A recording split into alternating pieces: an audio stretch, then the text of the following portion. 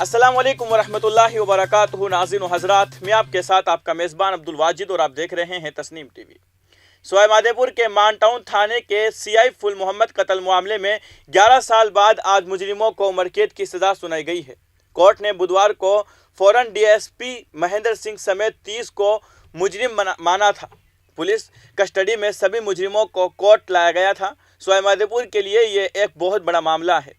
11 साल पहले भीड़ ने फूल मोहम्मद को जिंदा जलाया था। मामले में कोर्ट ने बुधवार को 89 मुजरिमों के खिलाफ आखिरी सुनवाई की थी।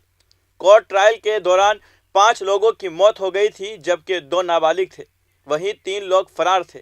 कोर्ट ने 30 मुजरिमों को दोषी माना था, जिसमें डीएसपी महेंद्र सिंह भी शामिल है, जबकि 49 लोगों को बरी किया गया था।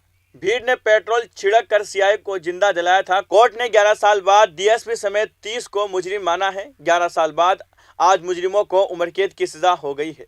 ये इसमें सारे जो 30 अभियुक्त गण हैं, जिनमें महेंद्र सिंह डीवाईएसपी कालबेलिया भी शामिल है, इन सबको माननीय न्यायालय ने आजीवन कारावास की सजा से दंडित किया है और उसके साथ अर्थदंड से भी दंडित किया है। ये लगभग आप कितने साल जेल में रहेंगे सर? ये सब लगभग वो देखिए, आजीवन कारावास की अवधि वैसे तो 20 साल होती है, पर फिर उसमें जितना उसका कंडक्ट होता है, जेल में किस तरह से रहता है, वो उस हिसाब से उसकी सजाएं कम हो जाती है। तकरीबन 14 साल का जैसे? हाँ, तकरीबन 14-15 साल रहेंगे। ठीक है। अर्थदंड से भी दंडित किया है इनको? अर्थदंड से भी दंडित किया है। अलग अलग धाराओं में अर्थदंड है, वो अभी मैं जोड़ के नहीं बता सकता। सभी 30 के पृथक हैं या हाँ, एक ही? सभी 30 के पृथक। ठीक है। फिलहाल की खबर में इतना ही। मुल्क और गैर मुल्क की तमाम बड़ी खबरें जानने के लिए देखते रहिए तस्नीम टीवी। आपके मेज़बान अब्दुल वाजिद के साथ। अल्लाह हाफिज।